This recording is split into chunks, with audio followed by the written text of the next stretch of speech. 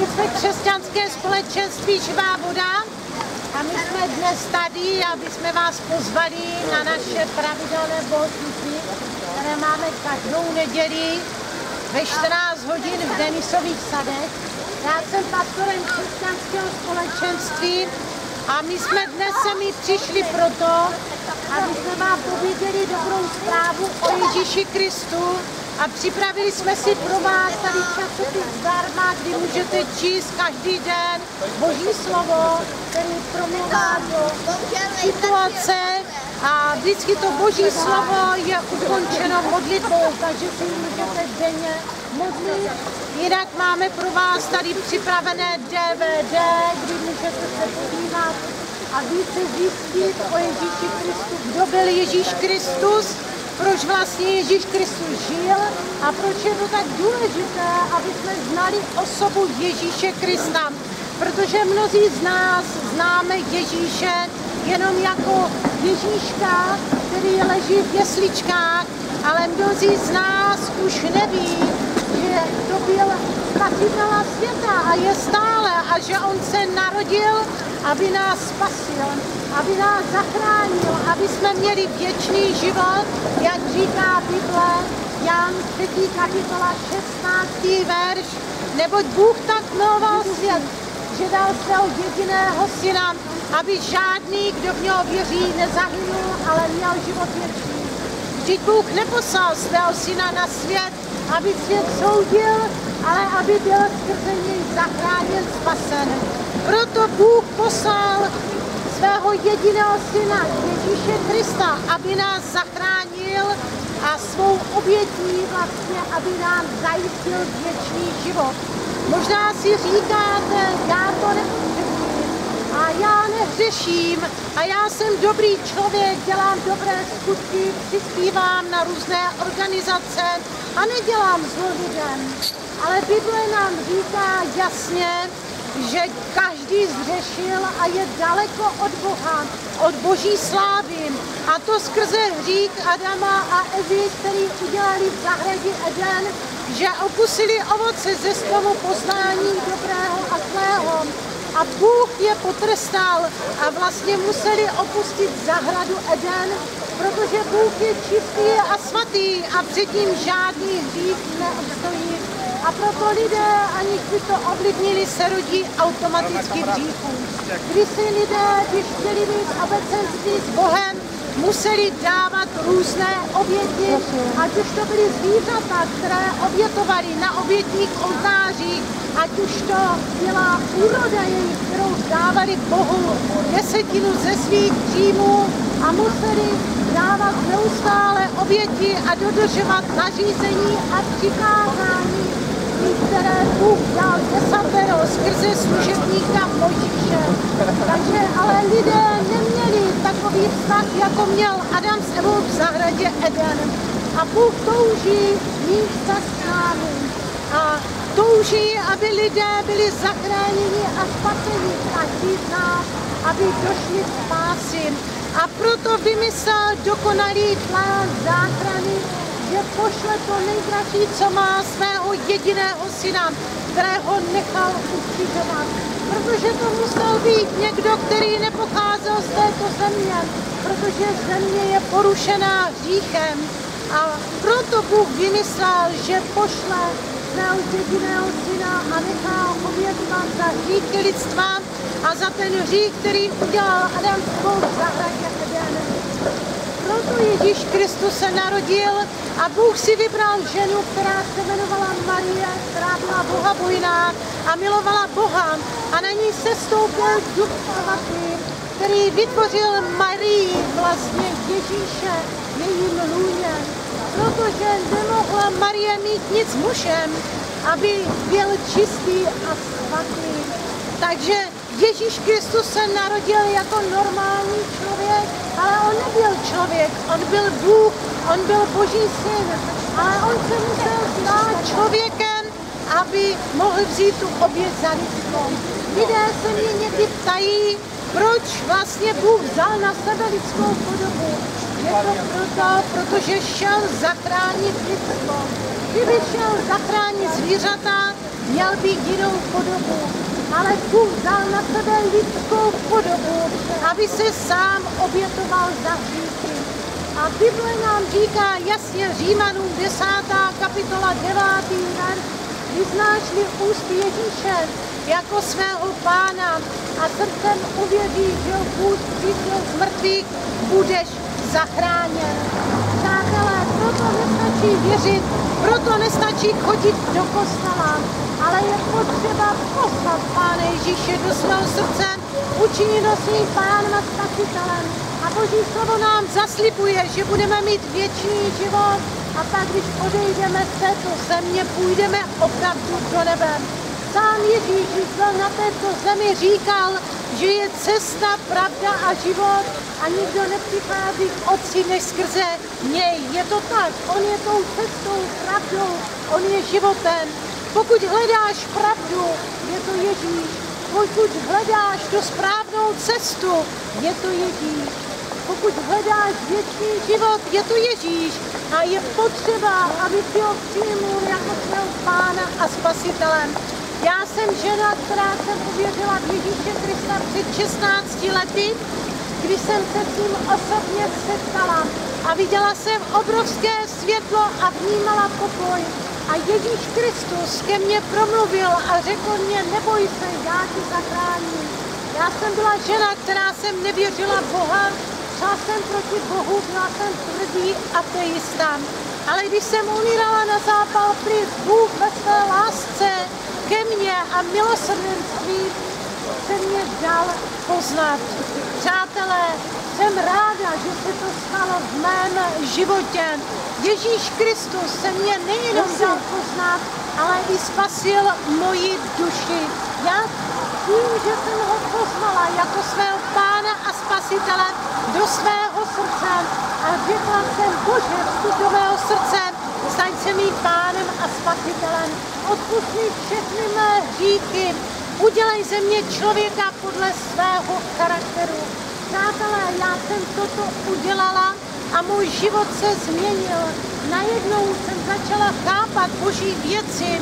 Bůh je reálný, Bůh žije a Bůh to dokázal i tím, že vstal z mrtvých. Ježíš Kristus vstal z mrtvých, žádný jiný Bůh nevstal z mrtvých, protože jediný pravý Bůh je Ježíš Kristus, on vstal z mrtvých. Proto nemůže být jiný Bůh než Ježíš Kristus, protože ostatní zemřeli a nevstali z mrtvých a tím nedokázali, že jsou živí. Ježíš Kristus dneska sedí po pravici svého Otce v nebesích. Možná říkáte, on není na této zemi, ale on řekl sám, že on odchází z této země ke svému Otci a že on požádá Otce, aby poslal lidem přímluvce Ducha pravdy, který s nima zůstane na věky věků. Proto Bůh žije v každém srdci člověka, který se pro něho rozhodne, který ho přijal jako svého pána a spasitele. Protože on to řekl, že když ho pozveme do svého srdce, že on přijde, že ten, kdo tluče, že tomu bude otevřeno. A dnes jsme tady, abyste vám zvěstovali tuto dobrou zprávu, abyste se mohli jako my a miliony lidí smířit se se svým Bohem a pak, až bude čas, abyste opravdu mohli jít do nebe, měli jste věčný život, abyste už žili dobře na této zemi, protože Bible říká Jan 10:10, já jsem přišel, aby měli život a měli ho hojnosti. Přátelé, toto je možné, když přijmete Pána Ježíše do svého srdce, on vstoupí a stane se vaším přítelem, stane se vaším osobním přítelem, kamarádem, který vám pomůže v každé situaci. A to je ten vztah, který měl Adam s Evou v zahradě Eden s Bohem, než porušili Boží příkaz. Tento stejný vztah, jako měl Adam s Evou, můžete mít i vy, jako máme my. Protože my to zažíváme ve svých životech, že Ježíš Kristus je tady pro nás.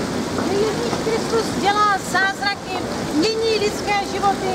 Já sama jsem viděla mnohé zázraky a modlím se za lidi, aby byli uzdraveni, aby byli osvobozeni. A vím, že Bůh je opravdu reálný, protože pro mě udělal také mnoho zázraků, ať už je to uzdravení ze zápalu plic, nebo z tuberkulózy plic, na kterou jsem umírala před 6 lety. Ale Bůh mě zachránil a dal mě nové plíce.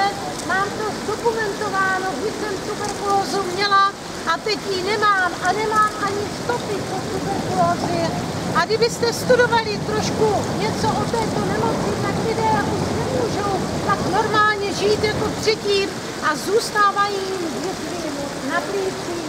Ale já nemám žádné jizvy, já jsem úplně uzdravená. A lékaři řekli, to je zázrak, kdyby jsme nevěděli, že jsem měla tuberkulózu, vůbec bychom tomu nevěřili. Přátelé, tento zázrak může Bůh pro vás udělat. Možná jste nemocní, možná lékaři vám řekli, že není naděje, ale já vám chci říct, naději máš Bohu. Neboj se, když budeš důvěřovat Bohu, Bůh tě uzdraví. Možná máš nějaký jiný problém, možná rodina tě opustila, přátelé tě zklamili, přišel si o práci, nebo máš všechno a cítíš prázdnotu. Já ti chci říct, je tady někdo, který změní tvoji situaci, je tady někdo, který chce naplnit tvoji prázdnotu. On vstoupí do tvého srdce a budeš prožívat Boží lásku a Boží blízkost, jakou prožíváme my. A můžu vám říct, že já jsem tu prázdnotu také kdysi začínala, ale od té doby, kdy opravdu vstoupil Bůh do mého srdce, přišel pokoj do mého nitra a Bůh se stal realitou v mém životě. Bůh mě změnil a dneska jezdím po městech a obcích v České republice, i sloužím v zahraničí, teď žiji v Norsku a kážu lidem dobrou zprávu o Ježíši Kristu, aby měli stejnou šanci jako já smířit se s Bohem a mít věčný život. Pořádám různé akce křesťanské, vysvětluji lidem o Ježíši Krista, aby mohli ho přijmout do svého srdce a mít věčný život. A ti, kteří ho znají, aby žili efektivní život podle Bible. Protože Bůh je to slovo, jak říká Jan 1. kapitola, 1. verš. Na počátku bylo slovo a to slovo bylo u Boha a to slovo bylo Bůh. Přátelé, Bůh je opravdu reálný. Bůh je to slovo. A když budete číst Bibli a Duch Svatý vám ukáže pravdu, uvidíte, že slovo opravdu žije a je reálné. Aby Bůh mohl vstoupit do vašeho srdce, aby se mohl stát realitou ve vašem životě, je potřeba váš souhlas. A proto jsme tady, abyste mohli přijmout Pána Ježíše do svého srdce, abyste se mohli smířit se svým Bohem, abyste ho mohli pozvat do svého srdce a mít věčný život. Pokud je někdo tady takový a chcete přijmout Pána Ježíše do svého srdce, chcete ho učinit svým Pánem a Spasitelem, vidím, já, která vás k tomu pomůžu, abyste měli věčný život. Možná se ptáte, co mám udělat. Musím něco zaplatit, musím něco pro to udělat. Nemusíte nic ani platit, ani udělat, jenom pouze souhlasit. Protože Boží slovo říká, spasení je dar a nikdo si ho nemůže zasloužit. Bůh tak miloval svět, že dal svého jediného syna, aby žádný, kdo v něho věří, nezahynul, ale měl život věčný. Vždyť Bůh neposlal svého syna na svět, aby svět soudil, ale aby byl skrze něj spasen, zachráněn. Pokud hledáš pravdu, je tady pro tebe dostupná. Pokud hledáš věčný život, on je tady. Stačí dnes uvěřit a říct Ježíši, vstup do mého srdce, staň se mým Pánem a Spasitelem, odpusť mi všechny mé hříchy. Děkuji ti, že jsi vstoupil do mého srdce, že jsi se stal mým Pánem a Spasitelem. Amen. Pokud je někdo tady takový, můžete se teď teďka modlit se mnou takto. Pane Ježíši, já věřím, že jsi Boží syn. Já věřím, že ses narodil, nechal ses ukřižovat a třetího dne si vstal z mrtvých. Pane Ježíši, já ti otvírám své srdce, vstup do mého srdce, staň se mým pánem a spasitelem. Pane Ježíši, odpusť mi všechny mé hříchy, odpusť mi mou svévolnou cestu. Udělej ze mě člověka podle svého charakteru. Děkuji ti, Ježíši, že jsi vstoupil do mého srdce, že jsi se stal mým pánem a spasitelem. Byly mě odpuštěny hříchy a já mám věčný život. Amen. Pokud jste se modlili tuto modlitbu, věřte, že Bůh vstoupil do vašeho srdce a váš život nezůstal stejný. Pak je dobré, abyste měli společenství věřících lidí, proto vás chceme pozvat na naše pravidelné bohoslužby, které máme každou neděli v Denisových Sadech ve 14 hodin. Můžete se přijít podívat. Pak je i dobré, abyste dělně rozmlouvali s Bohem na modlitbách, abyste četli Boží slovo. Pokud nemáte Bibli, přijďte za námi, my vám je rádi obstaráme. Nezůstávejte sami ve víře, protože pro vás zůstal nový život a teď my vám chceme pomoct na cestě s Bohem, protože každý, kdo přijme Pána Ježíše do svého srdce, začíná nový život, stane se duchovním nemluvnětem a my toužíme, aby nezůstal duchovním miminkem, ale aby dorostl do dospělosti. A proto nezůstávej sám, pokud znáš Ježíše a přijal si ho do svého srdce. Přidej se a my ti pomůžeme. Budeme se za tebe modlit a kdykoliv budeš potřebovat, budeme tady pro tebe. Protože Bůh to zamýšlel, aby církev byla rodina, protože ona je Boží rodina. Proto nezůstávej sám. Možná jsi kdysi měl Boží rodinu a opustil si církev. A já ti chci říct, nezůstávej sám, vrať se, protože Bůh říkal ve svém slově Židům 10. kapitola 25. verš, neopouštějte společná shromáždění, jak to mají někteří ve zvyku, neopouštěj společná shromáždění, že církev tě bude chránit, církev je Boží rodina, která ti pomůže na cestě s Bohem. Proto pokud nemáš rodinu, Boží rodinu, může se k nám přidat a my rádi tě uvítáme. Ještě jsme si pro vás připravili tady dnes, rozdáváme zdarma časopisy, můžete si přijít a pro DVD rádi vám je poskytneme, protože děláme všechno pro to, aby lidé poznali Ježíše Krista, aby opravdu poznali Boha jako realitu. Stejně jako kázal Jan Hus, který dokonce se nechali tu pravdu opálit.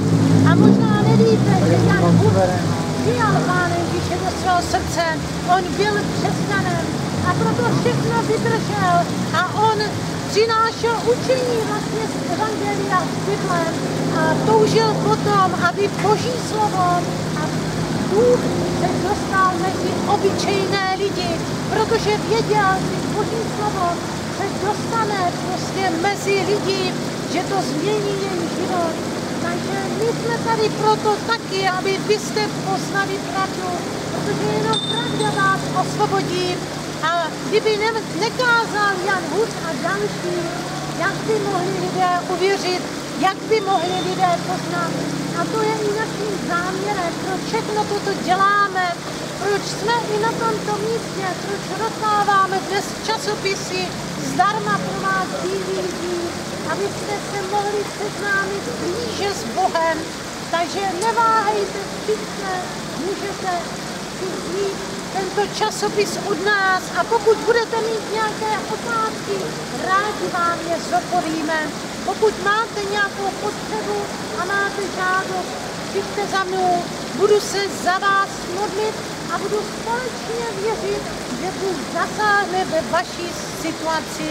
Takže my tady ještě budeme nějakou dobu, než odejdeme z tohohle místa Takže přijďte za námi, budeme s vámi mluvit. Pokud máte nějaké otázky, přijďte. My jsme tady pro vás, jako Bůh je pro vás a hlavně toužíme, aby lidé změnili pohled na Boha, že Bůh je reálný a že Bůh je v prvé řadě láska. Že to není ten trestající Bůh, kterého vy znáte, ale že je v prvé řadě láska, tělesněná láska a že Bůh vlastně dokázal tu lásku taky nám tím, že obětoval svého syna.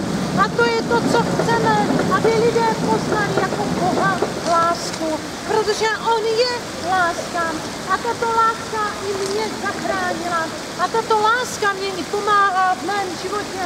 A já to nedělám z donucení, já to dělám kvůli lásce, která naplnila moje nitro, která změnila můj život, protože Bůh mě neodsoudil, ale Bůh mě zachránil, Bůh mě změnil a Bůh udělal ze mě jinou ženu a dává mě tuto bezpodmínečnou lásku a On mi vám předává tuto lásku.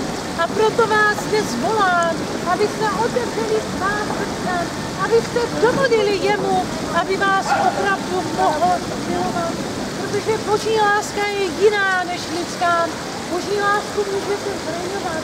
Boží láska je bezpodmínečná. Lidé vás zklamou, ale Bůh je věrný. Lidé vás opustí, když uděláte chybu, ale Bůh je jiný. Bůh vás nikdy neopustí. A když se pro něho rozhodnete, on opravdu bude s vámi. On to zaslíbil ve svém slově a on je opravdu věrný. A proto ta láska Boží, ona dnes chce vstoupit do vašeho srdce a chce se stát realitou ve vašem srdci.